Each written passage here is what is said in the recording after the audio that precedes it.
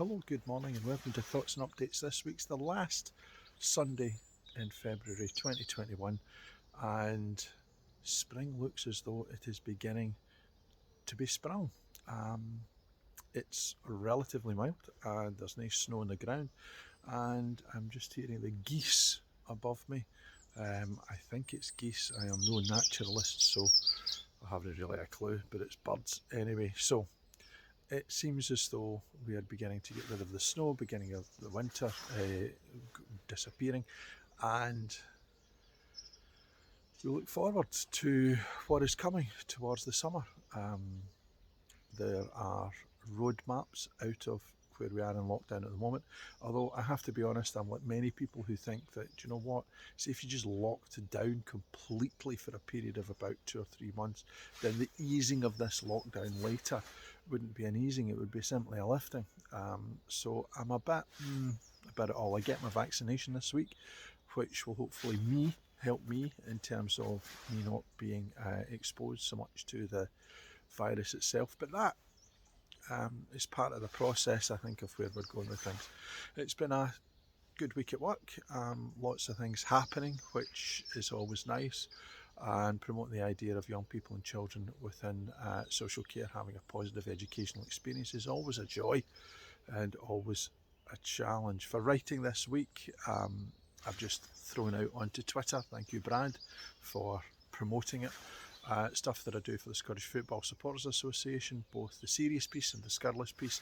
This weekend I've been looking at the spat between Chris Sutton and Ali McCoist over the Rangers 5 who broke COVID regulations, and also a kind of positive mental health issue in terms of how the media have reported one SPFL manager having some time away from his desk.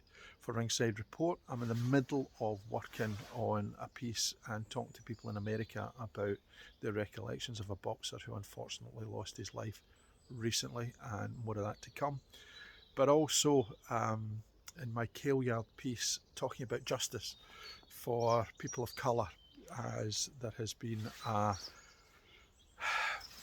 grand jury this week which has decided not to prosecute officers who were guilty. I think it's fair to say that the body cam footage has suggested that they are very guilty of the death of Daniel Prude, who was a 41-year-old man in New York who died in police custody. And before we get all very up ourselves in terms of condemning the American system, I have posed the question for us here in Scotland over a 31-year-old man in Kirkcaldy who suffered the same fate. The National Theatre of Scotland covered that in a lament for the young man, which was performed a little while back. I have managed to get myself into the BBC in order to review Adam, which is National Theatre of Scotland production, which I'm really looking forward to writing a piece on. And I'll be given access into the BBC website to preview it, with lots of restrictions placed upon me for not revealing a lot of things in it, which is easy to do.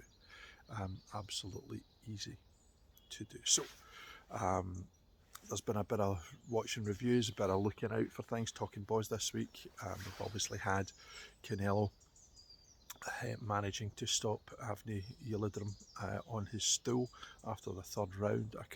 What could be argued as a complete mismatch in boxing terms, but given the amount of shocks that boxing has had over the last few weeks, and of course up yesterday went my flashback article looking at the Kelly Avanesian fight as well. So plenty of stuff going up, but theatre this week has really taken my mind once again.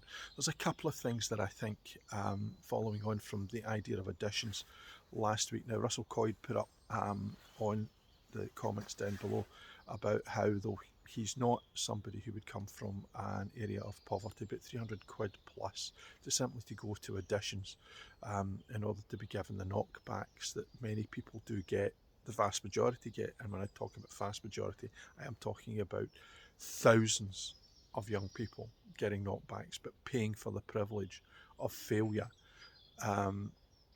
And I just think it's obscene, and I always have done. But The idea that somehow that you are paying to access education in Scotland, in the United Kingdom, should be obscene, full stop. This practice, I think, should halt. Now, the idea that there's going to therefore be a tsunami of people who want to somehow join a drama course or whatever should be seen as a positive, for God's sake, not as a negative. Is it going to mean that thousands and thousands and thousands of people are going to be standing in queues waiting to get in? Yeah, but who are you stopping getting through the door? You're stopping people from working class communities, you're stopping people who are getting educated elsewhere in colleges. So, what purpose does it serve? I don't know. Also, Sia Amuba is talking about an appeal against the decision taken by an employment tribunal that she was not unfairly sacked by both her agent and also by the theatres who had employed her to play Celie in Colour Purple. I wrote in Fringe Review blog a couple of weeks ago about how I felt that I feel sorry for her. And there are people who have, particularly in the stage, have talked about how they feel she is being used by this Christian Voice organisation. But the thing for me that's worse than that is that they are pursuing money. They are pursuing mammon, contrary to the way in which Christianity ought to be pursued. Where's the forgiveness? Where's their understanding? Where's the Christian teaching that you would expect?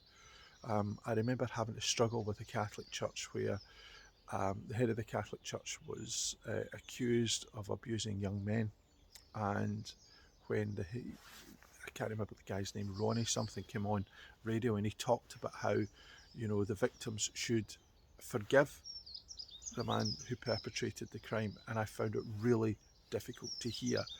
But then when I thought about it, actually that's part of Christian teaching, although hard it is for me to hear, and I don't like it and I don't agree with it. At least there was a consistency in terms of the Christian teaching and holding on to the Bible as they saw it. Whereas what I see with this bunch of people behind Almuba is an attempt to get cash for what they perceive as some kind of injustice, which I don't believe it is. And the Employment Tribunal doesn't think it was either. She was not sacked because of what she believed in. She was sacked because she was never going to play the role that she was up for. On top of that, and what is really quite difficult at the moment to understand, is Equity's coming to an agreement with Lorne Boswell, the former now Northern Ireland and Scotland organiser, who has had redundancy terms agreed. I talked about this a few weeks ago, and about how a fairly wealthy organisation like Equity saving £1 million, which I think is probably something that they have to do in order to find a way of preserving themselves. I get that.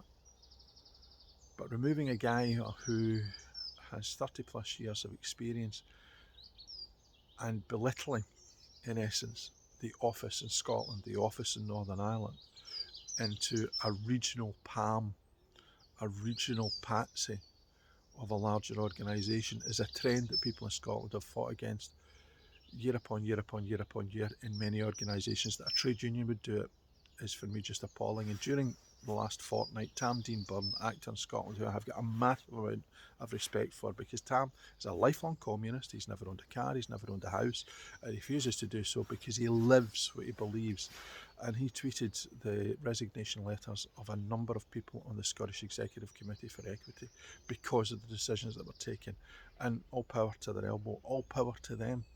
Although the fight to have Lorne Boswell reinstated may on the face of it, because he's accepted redundancy terms, be gone, I cannot but think that for the heart and soul of any organisation which attempts as a trade union to represent its members, that it should be taking fright at the level of opposition within Scotland for the decisions that it has been taken. Whether or not they do that, and given that we have as president of Equity a Scottish actress steeped in Scottish tradition in terms of the theatre, Maureen Beattie, it does not, what's the phrase, the optics don't look good in this. As to what happens next, who's to know?